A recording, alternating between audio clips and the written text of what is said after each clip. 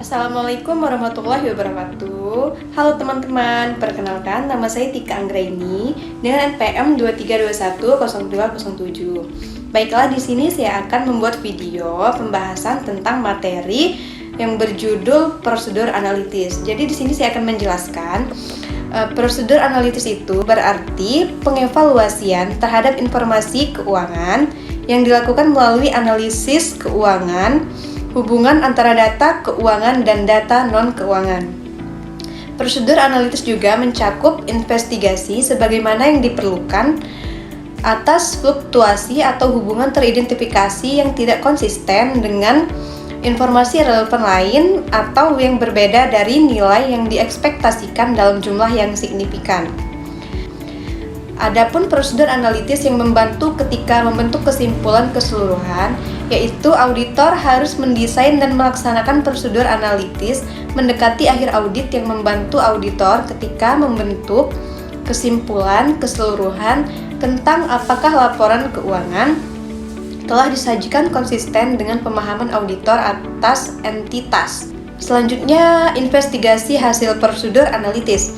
Jika prosedur analitis yang dilakukan berdasarkan SA ini mengidentifikasi adanya fluktuasi atau hubungan yang tidak konsisten dengan informasi relevan lainnya atau yang berbeda secara signifikan dengan nilai yang diekspektasikan, maka auditor harus menginvestigasi perbedaan tersebut dengan cara sebagai berikut.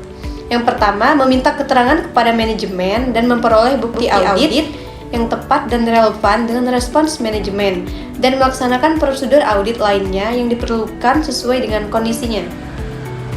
Prosedur analitis mencakup pertimbangan atas perbandingan informasi keuangan entitas dengan, sebagai contoh, informasi komparatif periode lalu seperti anggaran atau prakiraan atau ekspektasi auditor, seperti estimasi penyusutan SA 520 revisi 2021.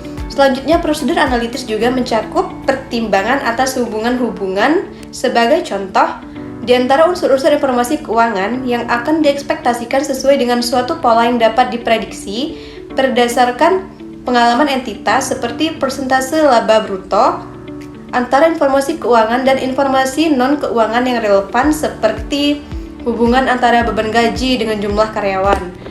Berbagai metode dapat digunakan untuk melaksanakan prosedur analitis. Metode-metode tersebut berkisar dari melakukan perbandingan sederhana hingga melakukan analisis yang kompleks dengan menggunakan teknik statistik yang mutakhir. Prosedur analitis dapat diterapkan pada laporan keuangan, konsolidasian, komponen, dan unsur informasi secara individu.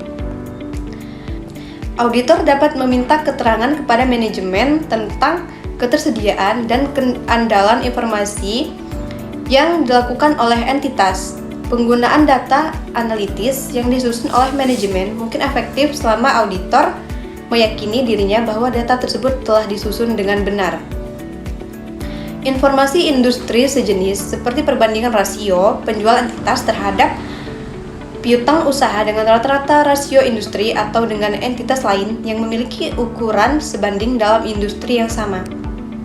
Prosedur analitis substantif pada umumnya lebih dapat diterapkan pada transaksi dengan volume besar yang cenderung dapat diprediksi sepanjang waktu. Penerapan prosedur analitis yang direncanakan dilakukan berdasarkan ekspektasi bahwa terdapat hubungan nyata di antara data dan bahwa hubungan tersebut berlanjut dalam kondisi ketika tidak terdapat kondisi sebaliknya yang diketahui.